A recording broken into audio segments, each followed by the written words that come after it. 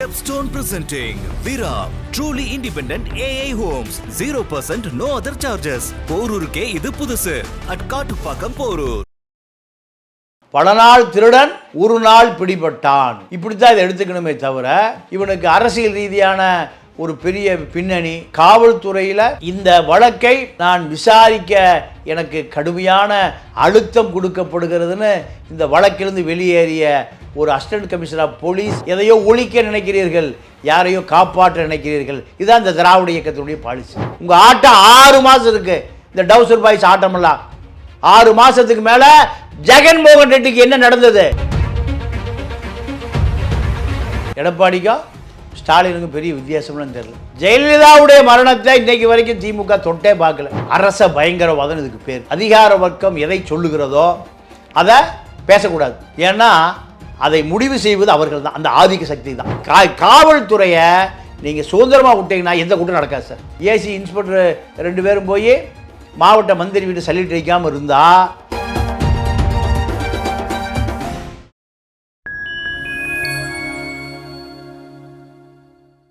நான் உங்கள் சங்கீத் குகன். நம்ம சிறப்பு நிகழ்ச்சியில் நம்ம இணைந்திருக்கிறார் மதிப்பிற்குரிய மூத்த பத்திரிகையாளர் திரு தமிழா பாண்டியன் அவர்கள். வணக்கம் சார். வணக்கம். எப்படி இருக்கீங்க? நல்லா இருக்கு. அண்ணா பல்கலைக்கழக மாணவி பாலியல் துன்புறுத்தல் வழக்கில் கைது செய்யப்பட்ட ஞானசேகரனை குற்றவாளி என 4 நாட்கள் முன்பு அறிவித்தது சென்னை மயிலான் நீதிமன்றம்.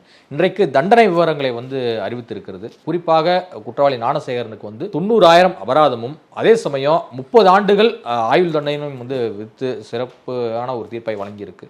முதல்ல இந்த தீர்ப்பை மூத்த பத்திரிகையாளர் எப்படி கருதுறீங்க? இல்லை, இது நீதிமன்றத்திற்கு என்ன அதிகாரம் இருக்கிறதோ, நீதியில் எது சட்டத்தில் இடம் இருக்கிறதோ அதை அந்த நீதியரசர் மனசாட்சிக்கு எந்த இடையூறும் இல்லாமல் தன்னுடைய முழு அதிகாரத்தை இந்த தீர்ப்பில் வழங்கியிருக்கிறார். இந்த தீர்ப்பு என்பது 100% வரவேற்கப்படுகிறது மக்களால். ஆனால் இதை தாண்டி இன்னொரு நெருடலான விஷயம் இருக்குது. என்ன நெருடலான விஷயம்னா, இந்த ஞானசேகரனுக்கு இந்த அதிகாரம் எப்படி வந்தது? ஒரு பல்கலைக்கழக வளாகத்துக்குள்ளே போய் ஒரு பெண்ணை மிரட்டி பாலியல் துன்புறுத்தலுக்கு பயன்படுத்தி கொண்டு அந்த பெண்ணினுடைய காதலனை அடித்து விரட்டி இப்படி ஒரு அதிகாரமிக்க ஒரு செயலை செய்யக்கூடிய இந்த நபருக்கு பின்னால் உள்ள அதிகாரம், இந்த நபருக்கு ஆதரவாக உள்ளவர்கள், அந்த தொலைபேசியில் உள்ள பல படங்கள், பல பெண்கள் இதே போன்று பாதிக்கப்பட்டிருக்கிறார்கள். இவன் ஏதோ இந்த பெண்ணிடம் மட்டும் தவறுதலாக அவன் நடக்கலை. இது பல நாள் திருடன் ஒரு நாள் பிடிபட்டான். இப்படித்தான் இதை எடுத்துக்கணுமே தவிர இந்த வானளாவிய இந்த தைரியம், இவனுக்கு அரசியல் ரீதியான ஒரு பெரிய பின்னணி, அதே போல் காவல்துறையில் இந்த வழக்கை நான் விசாரிக்க எனக்கு கடுமையான அழுத்தம் கொடுக்கப்படுகிறதுன்னு இந்த வழக்கிலிருந்து வெளியேறிய ஒரு assistant commissioner of police Ravi Raghavendra இதையெல்லாம் கணக்கில் எடுத்துக்கொள்ள வேண்டும். அப்போது 3 உயர் பெண் போலீஸ் அதிகாரிகளை இந்த வழக்கில் நியமிக்கிறாங்க. அவர்களை விசாரிக்க சொல்லி இன்வெஸ்டிகேஷன் அதிகாரிகளாக, புலனாய்வு அதிகாரிகளாக, ஸ்பெஷல் இன்வெஸ்டிகேஷன் டீம். இந்த 3 பெண் அதிகாரிகளுமே டைரக்ட் ஐபிஎஸ். இவர்களை நியமித்த அரசு ரவி ராகவேந்திராவை ஏன் அதிகாரம் கொடுக்கல? எதையோ மறைக்க நினைக்கிறீர்கள், எதையோ ஒழிக்க நினைக்கிறீர்கள், யாரையோ காப்பாற்ற நினைக்கிறீர்கள். இதுதான் இந்த திராவிட இயக்கத்தினுடைய பாலிசி. திராவிட இயக்கத்தை அழித்து ஒழிக்க வேண்டிய காலம் அது. ஏன்னா எங்கே பார்த்தாலும் நீங்கள் அவனுக்கு பின்னாடி ஒரு அரசியல் இருக்கும். எந்த குற்றவாளியாக இருந்தாலும் அவனுக்கு பின்னாடி ஒரு திராவிட இயக்க அரசியல் இருக்கும். எனக்கு தெரிஞ்சு நான் திருப்பூரில் இருக்கிற காலத்தில் ஒரு கோஆப்ரேட்டிவ் பால் வளத்துறை சொசைட்டி, பால் கூட்டுறவுத்துறை எங்கே இருக்குன்னா அனுப்பூர் பாளையத்தில். இங்கே ஒரு அதிகாரி தற்கொலை பண்ணி செத்து போயிட்டான். குடும்பத்தை விட்டுட்டு நஞ்சை குடிச்சு சாவுறாங்க. என்னன்னு கேட்டால் ஒன்றிய செயலாளர் சுப்பையனை பேரோட சொல்கிறேன், வழக்க போடுங்க, நீதிமன்றத்தில் கொண்டு போய் நிறுத்துங்க. டெய்லி வசூல் பண்ணுற காசை பூரா வாங்கிக்கிறார். யாருக்கிட்ட? அரசு அதிகாரிகிட்ட. இப்படி வாங்கப்பட்ட பணம் பல கோடி பால் உற்பத்தியாளருக்கு கொடுக்கப்படவில்லை. இப்போ இப்படி பல லட்சம் கோடி இந்த சுப்பையன் அவர் ஒன்றிய செயலாளர், அவர் அந்த கோஆபரேட்டிவ் சொசைட்டியினுடைய தலைவர் வாங்கிக்கிறாரு. அதிகாரிகிட்ட பணம் இல்லை. இவர் டெய்லி கலெக்ஷன் இவர் வாங்கிக்கிறார். என்கிட்ட கூட நான் பார்த்துக்கிறேன். இவருக்கு சப்போர்ட் யார்? அமைச்சர் பொங்கலூர் பழனிசாமி. இந்த அதிகாரி தற்கொலை பண்ணி செத்து போன அதிகாரி ஒன்றிய தலைவர் சுப்பையனை எதுக்கிறதுக்கு வலு இல்லை. கூட அரசு சங்கங்கள், கூட்டுறவு சங்கங்கள் தெம்பு திராணி இல்லை. மந்திரி எதுக்கக்கூடிய தெம்பு திராணியும் இல்லை. ஆனால் பல கோடி கையாடல் யார் பேரில் விழுகுது? அதிகாரி தானே பொறுப்பு. அதிகாரி பணத்தை பூரா டெய்லி யார் வாங்கிக்கிறா? டெய்லி கலெக்ஷன் ஆகிற பணத்தை திருப்பூர் ஒன்றிய செயலாளர் சுப்பையா பிற்காலத்தில் அவர் யாராக வர்றாரு? மாவட்ட குழு தலைவராக வர்றார். இந்த நபர் வாங்கிக்கிறாரு. வாங்கி பொங்கலூர் பழனிசாமி அமைச்சர்கிட்ட கொடுத்துறாரு. அமைச்சர் கூப்பிட்டு கலெக்டர் சொல்லிடுறாரு, நடவடிக்கை எடுக்காதீங்கன்னு. செத்து போகிறான். அந்த ஜெயலலிதா முதலமைச்சராக இருந்த பொழுது அக்னி கிருஷ்ணமூர்த்தி வேளாண்மைத்துறை அமைச்சர், இன்னைக்கு போரூர் எம்எல்ஏ. போரூர் எம்எல்ஏ. திருநெல்வேலியில் ஒரு அதிகாரி, ஒரு கெஜெட்டட் அதிகாரி நேர்மையாக 3 பேருக்கு அப்பாயின்மெண்ட் போட்டார். பணமே வாங்காம அமைச்சர் என்ன பண்ணிட்டாரு? 3 பேர்கிட்ட 10-30 லட்ச ரூபா வாங்கிட்டாரு. நான் 30 லட்சம் வாங்கிட்டேன், நீ அங்கே ஒரு பைசா வாங்காம கொடுத்துட்ட, 30 லட்சம் எனக்கு கொடுன்னு கேட்குறாரு. இவன் கேட்குறான் திருப்பி. அவன் சொத்து சுகத்தெல்லாம் விற்று, பொண்டாட்டி தாலியை விற்று, திராவிட இயக்கத்தினுடைய அடி வேர்ல ஏன் ஆசிட்டை ஊற்றணும்னு நான் சொல்கிற காரணம் புரியுதா? அவன் பொறுக்க முடியாது, ரயில் விழு செத்து போகிறான். நேர்மையாக இருந்ததுக்கான திராவிட இயக்கம் கொடுத்த வெகுமதி என்ன? மரணம். இந்த அனுப்புவாளை சுப்பையன் மரணம். இப்போ நான் ரொம்ப விரிவாலாம் போகலை. ஞானசேகரன் அந்த பெண்ணை பாலியல் வல்லுறவு செய்கிறான். செஞ்சுட்டு ஒரு சார்ட்டை நீ அவன் படுக்கையை பகிர்ந்து கொள்ள வேண்டும். அவனை விபச்சார பெண்ணாவா? நான் விபச்சார பெண்ணாக இருந்தாலும் நான் சகோதரியாக தான் பார்க்குறேன். ஒரு கல்லூரி மாணவி. இந்த கல்லூரி மாணவியை இவன் கற்பழித்து விட்டு இன்னொரு யாரா ஒரு ஆள் XRY, யார் அந்த சார், அவனும் அவளோடு மஞ்சத்தை பகிர்ந்து கொள்வதற்காக அனுப்புகிறான்னா இவனுக்கு இந்த தைரியம் எங்கிருந்து வந்தது? குறைந்தபட்சம் அரபு நாடாக இருந்தால் நடு ரோட்டில் தூக்கில் போட்டிருப்பான். இவன் எத்தனை பெண்களை இதை போல கெடுத்தான்? எத்தனை பெண்கள் அந்த செல்ஃபோனில் இருக்காங்க? இதெல்லாம் ஏன் இன்வெஸ்டிகேஷன் நீளவே இல்லை? இப்படியெல்லாம் கேட்டால் ஜெயிலில் முடிச்சு போட்டுருவீங்களா? 6 மாதம் உங்கள் ஆட்டம் இருக்குது. உங்கள் ஆட்டம் 6 மாதம் இருக்குது. இந்த டவுசர் பாய்ஸ் ஆட்டமெல்லாம் 6 மாதத்துக்கு மேலே ஜெகன்மோகன் ரெட்டிக்கு என்ன நடந்தது அதே நிலைமை உங்களுக்கு நடக்கும் என்பதை எழுதி வச்சுக்கொள்ளுங்க. என்ன சிறையில் போடலாம், தூக்கில் போடலாம், என்கவுண்டர் பண்ணலாம், ஆனால் உண்மைகளை ஒருபோதும் மறைக்க முடியாது. நீங்கள் மார்க்ஸ் தான் சொல்லுவார், விதைத்தவன் உறங்கிடலாம், ஆனால் விதைகள் உறங்காது. இப்போ இதில் பாதிக்கப்பட்ட பல பெண்களுடைய கண்ணீர் இருக்கு. 30 வருஷம் அவங்க கதையை முடிச்சிட்டீங்க. ஆனால் இவனுக்கு உறுதுணையாக இருந்த உற்றார் உறவினர் யார்? அவன் அந்த சாரு, இப்படி பல பேர் மறைக்கப்பட்டு விட்டார்கள். காரணம், நீங்கள் ரவி ராகவேந்திரா ரிசைன் பண்ணிட்டு போகிற போலீஸ் வேலையை வேண்டான்னு போகிறான். ஒருத்தர் படித்து ஒரு உயர் அதிகாரியை வருவதற்கு அவன் எவ்வளவு சிரமப்பட்டிருப்பான், எத்தனை நாள் கண் முழிச்சிருப்பான், எத்தனை நாள் சோறு திங்காமல் இருந்திருப்பான். அந்த குடும்பம் எத்தனை பெருமையாக அந்த குடும்பம். சரி, ஒரு நம்ம குடும்பத்தில் ஒரு அதிகாரி வந்துட்டான், முதல் தலைமுறை அதிகாரி, முதல் தலைமுறை அதிகாரி ஒரு குடும்பத்தில் வர்றது எவ்வளோ பெரிய வேலை. இந்த அரசு அழுத்தம். 3 பொம்மநாட்டிய அதிகாரிகள் வேலையை விட்டு போயா, வேலையை விட்டே போயிட்டாங்க. அப்போ இதையெல்லாம் இந்த அரசுகள் எடுத்துக்கணும், மக்கள் எடுத்துக்கணும், இந்த நாகரிக சமூகம் எடுத்துக்கணும். இந்த வழக்கை பின்னாடி இவ்வளோ விஷயம் ஒளிஞ்சிருக்கு. இது நியூஸ் வியூஸ் இருக்கு பின்னாடி. அதை கவனத்தில் எடுக்கவில்லை என்பதுதான் இந்த நேரத்தில் எனக்குள்ள நீங்கள் கேட்ட நெருடல். பாஜக மூத்த தலைவரும் முன்னாள் ஆளுநருமான தமிழிசை அவர்கள் வந்து ஞானசேகரனுக்கு அதிகபட்ச தண்டனையாக தூக்கு தண்டனை வழங்கியிருக்க வேண்டும் அப்படிங்கிற ரீதியில் காட்டமாக பேசியிருக்காங்க. அவங்களுடைய கருத்தை நீங்கள் எப்படி பார்க்கல? 100% நமக்கு தமிழிசையோடு கொள்கை ரீதியாக நிறைய முரண்பாடு இருக்குது.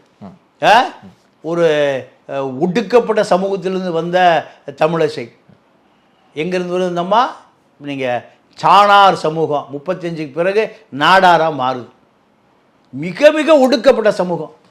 அந்த வழி யாருக்கு தெரியும்னா, இன்னைக்கு பாடுறான வேட்டையன், நான் பாட நெல்ல பறைய நெல்ல புளைய நெல்ல சம்பூராயம் மசுங்கிறான்ல வேடன் கிரண்தாஸ் முரளி.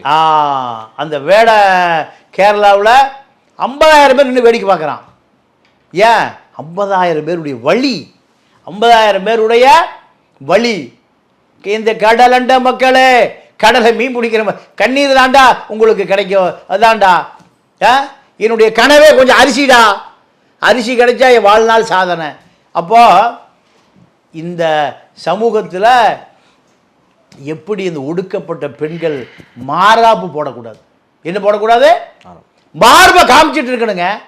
உலகத்தில் நீங்கள் இப்படி ஒரு இனம் இருக்குன்னு நீங்கள் ஏதாவது ஒரு வழி இருக்குமா இல்லையா? மார்பகவரி. ஒரு பெண்ணை நீங்கள் மார்பை தூக்கி பார்த்து அந்த அரசாங்கம் வரி போடுறான் ஒரு மன்னராட்சியில். மனித குலமே சிதைக்கப்பட்ட வரலாறு. மார்பை தூக்கி பார்த்து அந்த பெண்ணை என்ன தெரியுமா பண்ணுறா? அருவா எடுத்து அறுத்து தட்டில் வைக்கிறான். இலையில ஏன் எடை போட்டுக்கடான்னு அங்கேயும் விழுந்து சாவுறான். இதெல்லாம் தமிழிசைக்கு தெரியாது. ஏன்னா இதை செய்ததே தமிழிசை கட்சி தான். இந்த சொல்றான வேடன், இந்த மயிர்ரா தம்புறான், இந்த பாப்பாய மயிர்றாங்கிறான்ல, அவர்கள் தான் இதை பண்ணினான். இப்போ அந்த கட்சியிலேருந்து அந்த அம்மா தூக்கில் போடணுங்குது. வரவேற்போம். உண்மையாக அதுதான். பல ஒரு ஞானசேகரன் தூக்கில் போடுறது மட்டுமல்ல, ஒரு ஞானசேகரன் தூக்கில் போட்டிருந்தா பல ஞானசேகரன் அங்கேயே செத்து போயிருப்பான். ஏன்னா ஆளுங்கட்சியினுடைய திமுக பின்னணியில், அதிமுக பின்னணியில் பல ஞானசேகரன் உலா வர்றான். என்ன நடந்தது? கல்லூரி மாணவிகளை அதிமுக ஜெயலலிதாவுக்கு தண்டனை வந்த பிறகு உயிரோடு கொளுத்துனான்.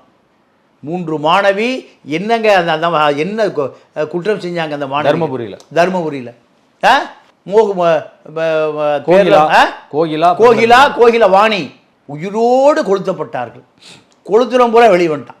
இதுதான் திராவிட இயக்கம். அதிமுக திமுக 2 இதுதான். இதில் நான் திமுக அதிமுக பிரிச்செல்லாம் நான் பேசலை. 2 பேருமே எழுத படிக்க தெரியாத பஸ் ஸ்டாண்டில் படுத்து கிடக்கிற அயோக்கியர்கள் பூரா இரவோடு இரவு அதிகாரம் வந்துன்னா எஸ்பி சல்ட் அடிக்கிறான், கலெக்டர் சல்ட் அடிக்கிறான். இவனே இந்த போலீஸ் அதிகாரியே இவனை பிடிச்சி முட்டி அடித்து சிறையில் போட்டு மிதித்து லாக்கப்பில் பூட்டி வச்ச ஆட்கள் எல்லாம் மந்திரி ஆயிடுறான். உதாரணத்துக்கு கோபி கருப்பனை, சைலேந்திர பாபு ஈரோடு எஸ்பியாக இருக்கும்போது அடக்க முடியாத சாரா வியாபாரி கோபி கருப்பனை, அவரை பெரிய கல்லூரி கட்டி கல்லூரியில் விருது கொடுக்குறாரு. அதே கல்லூரி சிறப்பு விருந்தார் யார் போகிறாரு? சைலேந்திர பாபு போகிறார். அதே சைலேந்திர பாபு கோபி கருப்பண்ணா சாராயம் வித்தால லாக்கப்பில் அடித்து மிதித்து உள்ளே வச்சு லாக்கப் பண்ணிட்டு வர்றாரு. எனக்கு சேர்ந்து திராவிட இயக்கத்தில் பல பேர் இப்படித்தான். பல பேர் நான் சொல்கிற கதை தான். அப்போது அவனை தூக்கில் போட்டிருந்தால் பல ஞானசேகரன் உயிரோடு இருக்கான். இல்லை, இன்றைக்கி அதிமுகவும் கடும் கண்டன பதிவு செஞ்சுருக்கு. அது மட்டும் இல்லாமல் எதிர்க்கட்சி தலைவர் எடப்பாடி பழனிசாமி என்ன சொல்கிறாருன்னா, சாரை காப்பாற்றியது யார் அப்படிங்கிற கேள்வியை வந்து எழுப்பியிருக்கிறாரு. யார் இந்த சார் அப்படிங்கிற கேள்வி தமிழ்நாடு முழுக்க நீண்ட காலமே இருந்து வருகிறது. ஆனால் அவசரமாக திமுக அரசு இந்த வழக்கை வந்து முடிச்சு ஞானசேகரன் மட்டும்தான் குற்றவாளி அப்படின்னு சொல்லி அறிவிச்சிருக்கு. ஆனால் அதிமுக ஆட்சி காலத்தில் நாங்கள் விடமாட்டோம், நிச்சயமாக ஞானசேகரனுக்கு பின்னால் உள்ள நபர்களுக்கும் தண்டனை பெற்று தருவோம் அப்படிங்கிறாரு. இதை எப்படி புரிஞ்சுக்கணும்? அப்போ எடப்பாடி இந்த கேஸில் ஸ்ட்ராங்காக இருக்காருன்னு நினைக்கிறீங்க? இல்லைங்க, அதாவது எனக்கு எடப்பாடிக்கும் ஸ்டாலினுக்கும் பெரிய வித்தியாசம் தெரியல. எடப்பாடிக்கும் ஸ்டாலினுக்கும் பெரிய வித்தியாசம்லாம் தெரியல. ஜெயலலிதாவுடைய மரணத்தை இன்றைக்கு வரைக்கும் திமுக தொட்டே பார்க்கல. ஜெயலலிதாவுடைய மரணத்தை நீங்கள் அதை விசாரித்த ஆறுமுகசாமி ஆணையம், அந்த நீதியரசர் ஆறுமுகசாமி சொல்கிறார், ஒரு மதம் கொண்ட யானை நீங்கள் சகதியில் மாட்டிக்கொண்டதுங்கிறார். மாட்டிக்கொண்ட அந்த சகதியில் சிறு நரிகளும் ஓநாய்களும் கடித்து குதறி விட்டதுங்கிறார். யார்? ஜெயலலிதாவை. இன்னைக்கு வரைக்கும் திமுக அரசாங்கத்தில் அதுக்கு விசாரணை நடந்ததா? திமுக தேர்தல் அறிக்கை அதுதான் இருக்குது. அதிமுகவும் ஏமாத்துது, திமுகவும் மக்களை ஏமாத்துது. கோகிலவாணி கொளுத்தப்பட்ட வழக்கில் அத்தனை குற்றவாளியும் வெளியே வந்துட்டான். ஏன் திமுக அதை விசாரிச்சுதா? திமுக அதிமுக 2க்கும் ஒரே எழுத்து தான் இருக்குது. அந்த ஆவை எடுத்துட்டிங்கன்னா 2 திமுக தான். இங்கே ஞானசேகர வழக்குனா அங்கே கொடநாடு வழக்கு. கொடநாடு வழக்கு அத்தனை குற்றவாளிகளும் கொலை செய்யப்பட்டார்கள். அப்போ நடந்த விபத்து அப்படின்னு சொல்லிட்டு எல்லாருமே சொல்லி அல்ல, அப்படிதான் சொல்றாங்க, அப்படிதான் ஜோடிக்கப்பட்டது. ஆனால் கனகராஜை கார் ஏற்றி கொள்றாங்க. கார் ஏற்றி கொன்னது எங்கிருந்து வந்த ஒரு பத்திரிகையாளர், முன்னாள் அந்த ஒரு பொண்ணு. அதை சவுக்கு சங்கரை தயவுசெய்து நக்கீரில் செய்தி போடாதீங்கிறார். அது பின்னாடி பெரிய விஷயம் இருக்குது, எனக்கு பேரெலாம் மறந்து போச்சு. இன்னொரு பத்திரிகையாளர் பெண்ணு, அந்த அம்மா அது தலையிடுது, செய்தி போடாதீங்குது. இங்கே குப்பையை தோண்டிங்கன்னா எல்லாம் நிற்கிறாட பத்திரிகையாளர் தான். பத்திரிகையாளர்கள் போர்வையில் பல தரகர்கள் அரசியல்வாதியாக வந்துட்டான், பத்திரிகையாளராக வந்துட்டான். இந்த சமூக அமைப்பை நீங்கள் குற்றவாளிகளை காப்பாற்றுவதை யாருன்னு கேட்டிங்கன்னா இந்த அரசியல்வாதிகள், அதிகாரிகள், ஊடகவியலாளர்களுடைய ஒரு கூட்டணி தான். ஞானசேகரன் வழக்கில் நேர்மையான விசாரணை நடக்கவே இல்லைன்னு எடப்பாடி சொல்கிறார். ரைட்டு, எடப்பாடி ஆட்சியில் நடந்த தூத்துக்குடி துப்பாக்கி சூடு திமுக இன்னைக்கு வரைக்கும் நீதியே கிடைக்கலையே. வேற அடுத்து விஜய் ஆட்சியில் நீதி கிடைக்குமா? விஜய் முதலமைச்சரான நீதி கிடைக்குமா? ஸ்லோலிங்கிற அந்த பெண்ணு, கல்லூரி பெண்ணு தன்னுடைய ஊர் கெட்டு போய்விடக்கூடாது. எங்கேயோ இருக்க லண்டன் இருக்கிற அனில் அகர்வால் இங்கே பலாயிரம் கோடி சம்பாதிப்பதற்கு என்னுடைய மண், தாமரை கழிவை பூரா கடலில் கொட்டுற, அதை குஞ்சு குழுமா மீனெல்லாம் செத்து முதங்குது. காப்பர் உனக்கு, கேன்சர் எனக்கு. அப்பா இதை கேட்டால் சுலோனினா என்ற ஒரு கிறித்துவ கல்லூரி பெண் வாயில் துப்பாக்கி வச்சு மூளை வெளியே வந்தது. விசாரணை நடந்ததா? ஐயா எடப்பாடி, இந்த மக்களை மீட்டெடுக்க வேண்டிய அவசர தேவை இருக்குது. தமிழர்களை கேரளாவில் இப்படி நடக்க முடியாது, கர்நாடகாவில் நடக்க முடியாது, ஆந்திரா எங்கேயும் நடக்க முடியாது. மக்கள் அலர்ட்டாக இருக்கான். அம்பேத்கரை ஒரு பத்திரிகையாளர் போய் ராத்திரியில் 12 மணிக்கு போகிறான், அன்டைமில் முழிச்சுட்டு உட்கார்ந்துருக்கார், ஏதோ எழுதிட்டு இருக்கார் அன்டைமில். ஆமாம், 12 மணிக்கு. அவர் ஆங்கில ஊடகவியலாளரை அமெரிக்காவிலேருந்து, நீ தூங்கியிருப்பேன்னு நினச்சி அந்த வழியாக போன, லைட் எரிஞ்சிட்டு இருந்தாதான் தட்டுறாங்கிறான். அப்போ சொன்னாராம், என்னுடைய மக்கள் பூரா தூங்கிட்டு இருக்காயா, தலித் மக்கள் பூரா இந்தியா முழுக்க என்ன பண்ணுறான், தூங்கிட்டு இருக்கான், அதனால் நான் முழிச்சிட்டு இருக்கேன். பார்ப்பன மக்கள் அத்தனை பேரும் ஆர்எஸ்எஸ், பிஜேபி, மேட்டு ஜாதி, மேட்டுக்குடி அத்தனை பேரும் முழிச்சிட்டு இருக்கான், அவன் தலைவன் பூரா தூங்கிட்டு இருக்கான். இதுதான் பதில், அம்பேத்கர் சொன்ன பதில். அதே போல தான் இங்கே அதிகார சக்தி, ஆதிக்க சக்தி, மேட்டு சக்தி அத்தனை பேரா முடிச்சிட்டு இருக்கான், அதனுடைய தேவைகள் பூரா தூங்கிட்டு. இதில் ஞானசேகரன் அவசரமாக வழக்கை நடத்தி 30 வருஷம் கொடுத்தா மக்கள் மறந்துடுவான். இல்லை யார் அந்த சார் அப்படின்னு சொல்லிட்டு இனியும் சொன்னால் அது நீதிமன்ற அவமதிப்பு ஆகிவிடும் என அரசு தரப்பு வழக்கறிஞர் குறிப்பிட்டாரு. இதை நம்ம எப்படி புரிஞ்சுக்கிறது? இல்லை அரசு அந்த சார் விடுபட்டு போயிட்டாரா? இல்லைங்க, அதாவது இங்கு அரச பயங்கரவாதம் இதுக்கு பேர். அரச பயங்கரவாதம், அரசாங்கம் எதை சொல்லுகிறதோ, அதிகார வர்க்கம் எதை சொல்லுகிறதோ அதை பேசக்கூடாது. ஏன்னா அதை முடிவு செய்வது அவர்கள் தான், அந்த ஆதிக்க சக்தி தான். நீங்கள் செய்யாறுன்னு ஒரு அருமையான ஊர், திருவண்ணாமலை மாவட்டம், பச்சை பசேர், எங்கே பார்த்தாலும் விளையுது, முப்போகம் விளையக்கூடிய போயிருக்கேன். அதை ஒரு சிப்காட்டுக்கு வேணும் ஒரு 100 ஏக்கர் எடுக்கிறாங்க. 100 ஏக்கராவும் முப்போகம் விளைகிற பூமி. ஒரு ஐஐடியை படிச்சுட்டு வந்த ஒரு மாணவன், விவசாயம் அழிந்து போகக்கூடாது என்பதற்காக இந்த மக்களை திரட்டி போராடுறாரு. இந்த 100 ஏக்கரை என்ன பண்ணுவான்னு கேட்டிங்கன்னா சிப்காட்டுக்கு எடுத்து ரியல் எஸ்டேட் ஆக்கிடுவான். எடுப்பது சிப்காட்டுக்கு, விற்பது ரியல் எஸ்டேட். இதை தடுத்து நிறுத்துறாரு. தலைமைச் செயலகத்திலிருந்து அவரை குண்டர் சட்டத்தில் அடைக்கிறாங்க. எந்த சட்டத்தில்? விவசாயிகளை மீட்டெடுப்பதற்காக விவசாயிகளை திரட்டியது எவ்வளோ பெரிய குற்றம் பார்த்தீங்களா? குண்டர் சட்டத்தில் அடைக்கப்படுகிறார். வேல்முருகன் தான் அதுக்கு இன்னைக்கு இருக்கிற ஒரே ஒரு சுயமரியாதை உள்ளவன், உப்பு சாப்பிடுகிறவன், உரப்பு சாப்பிட்றவன், சொரணை உள்ளவன், ஈழத்தமிழர்கள் நம்புகிறவன், தமிழர்கள் நம்புகிற ஒரே எம்எல்ஏ அவர் தான். போய் சொன்ன உன்னையும் முதலமைச்சர் எனக்கே தெரியலையே, அதிகாரிகள் தவறு செய்து விட்டார்கள். அப்போ கார்பரேட் யாரை விலைக்கு வாங்கிட்டான்? முதலமைச்சர் அலுவலகத்தில் உள்ள அதிகாரிகளை பர்ச்சேஸ் பண்ணிட்டான். கலெக்டர் கூட குண்டாசில் கூட அவனை எந்த குண்டாசு எங்கே கொண்டு அடைக்கிறாங்க? கடலூர், வேலூர் எல்லாம் கொண்டு மதுரையில் அடைக்கிறாங்க. இல்லை வேலு தான் அப்படி சொல்கிறாரு, தொழிற்சாலை என்ன வானத்திலே அமைக்க முடியும் அப்படின்னு சொல்லி கேட்குறாரு. ஆமாம், பஸ் கண்டக்டராக ஆயில் இன்ஜின் மெக்கானிக்காக இருந்தவர் இன்னைக்கு 5000 கோடி வச்சுருக்காரு. வானத்தில் அமைச்சா 5000 கோடி வச்சிருக்க முடியுமா? ஆயில் இன்ஜின் மெக்கானிக்கு எம்ஜிஆரை பார்க்கறதுக்கு பஸ்ஸில் வந்த டிக்கெட்லாம் வந்தவர். இந்த நபர்களெல்லாம் இன்னைக்கு ஒரு பெரிய அதிகார மையம். இப்போ அந்த மக்களுக்கு அறிவு இருந்தால், இந்த மக்களுக்கு 200 ரூபாய்க்கு ஓட்டு போடாமல் இருந்தால் தட்டி கேட்பானா? அப்போது எங்கே திருப்பினும் இதுதான், மக்கள்கிட்ட அவேர்னஸ் இல்லை, மக்களிடம் போதிய விழிப்புணர்வு, அரசியல் விழிப்புணர்வு இல்லை. இதைத்தான் தந்தை பெரியார் உருவாக்குனார். அண்ணா அதை காலி பண்ணார். காலி பண்ணி இவன் எதுக்கு, நீங்கள் ஒரு வீடியோ பார்த்தங்க, இந்த வச்சுருக்கேன், 1/2 கிலோமீட்டர் ஒரு பெரிய கியூ நிற்குது. எதுக்கு என்னடான்னு பார்த்தா சாராய கடை கியூ. எப்போ அந்த கொரோனா டைமில் கடை திறந்த, கொரோனா முடிஞ்சு கடை திறக்கிறான்ல 3 மாதம் கழிச்சு ஒரு பெரிய கியூ. எவ்வளோ கிலோமீட்டரு? 1/2 கிலோமீட்டர். 1/2 கிலோமீட்டர் வீடியோ வச்சுருக்கேன். ஒரு 1000 பேர் நிற்கிறான். எதுக்கு? சரக்கு வாங்கி குடிக்க. இந்த திராவிட இயக்கம் எப்படி ஒரு சமூகத்தை, ஒரு அறிவு சார்ந்த ஒரு சமூகத்தை எப்படி உருவாக்கி இருக்கு பாருங்க. அப்போ இதில் எப்படி நீதி கிடைக்கும்?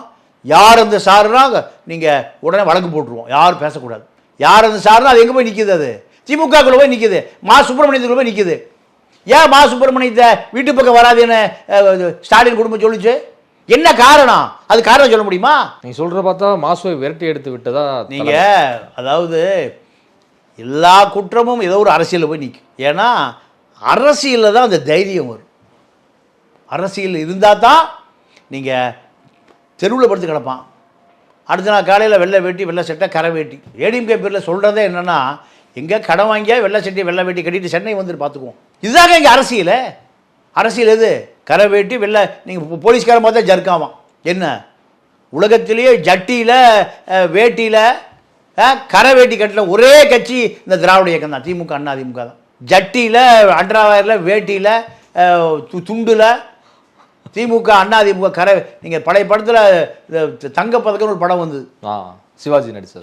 சிவாஜி நடித்தது. பெத்த மகனே சுட்டுக் கொள்வார் சிவாஜி. அந்த படத்தில் அண்ணன் ஏட்டையா, தம்பி அரசியல்வாதி, ஷோ போவார். உண்மையாக நடந்த கதை அது.